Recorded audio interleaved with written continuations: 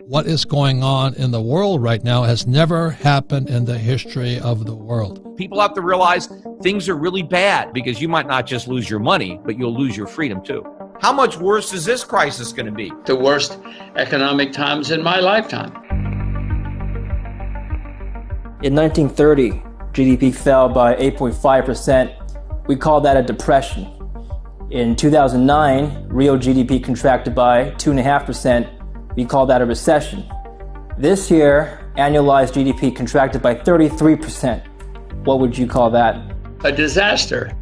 In the Great Depression, what happened was businesses closed because they closed. This was shut down by the government. In 2009, we had the H1N1 virus in America. Well, they didn't close McDonald's. They didn't close the airports.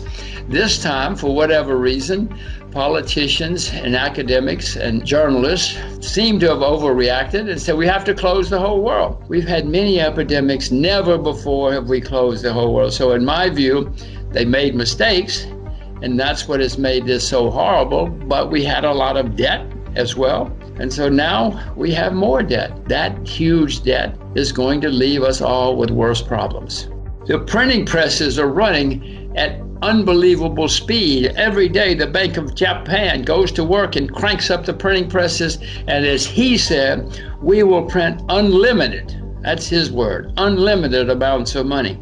That's happening all over the world. People have been lulled into a false sense of security, complacency, in thinking that we can print all this money and not have any negative consequences. Well, they're going to be even worse now than they would have been had we had them a decade ago. There are two things that are going on now in the economy. On the supply side, we're having a reduction in supply because if fewer people are working, well, they're not producing products that they produced in the past. They're not providing services that they were out there providing in the past. So the supply of stuff is going down. And certainly, a lot of the stuff that we were importing from countries like China, they're not making as much stuff anymore to export to us. They might consume it themselves. So we're not going to be able to import as much stuff. We're not going to make as much stuff. So there's less stuff. At the same time, there's more money. People have more money now, in many cases, than they had before when they were making stuff. Now they're getting checks for doing nothing. So you have more money and less stuff. Obviously, consumer prices are going to go way up. Look what happened to airfares. In the weeks that immediately followed COVID-19, ticket prices collapsed. The airlines were selling tickets. I remember a guy who was working for me was looking at tickets from San Juan to Boston.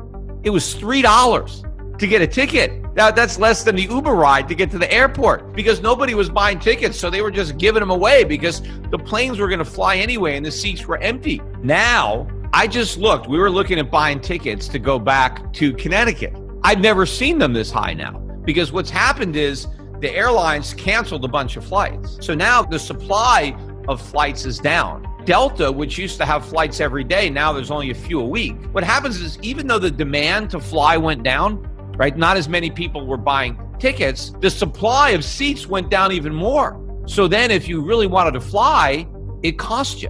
And so that's what's going to happen in this recession. Demand is going to go down. Everybody is focusing on that. People are going to be unemployed. People aren't making as much money. People have to start rebuilding their savings now that they had a wake-up call. Hey, I'm broke. I can't pay my rent. So people are going to cut back on their spending.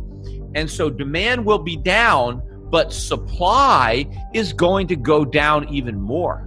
This thing is going to implode, and it's going to implode soon. The party is going to end. The dollar is going to crash. And a tsunami of inflation that we've been exporting for years and years is going to come hitting us, our shores, and we're going to see the cost of living go through the roof. You want to know how to be a successful investor? The answer is stay with what you know. Don't listen to me. Don't listen to TV people, internet people. Just stay with what you know. If I told you you can only have 20 investments in your life, you would be very careful.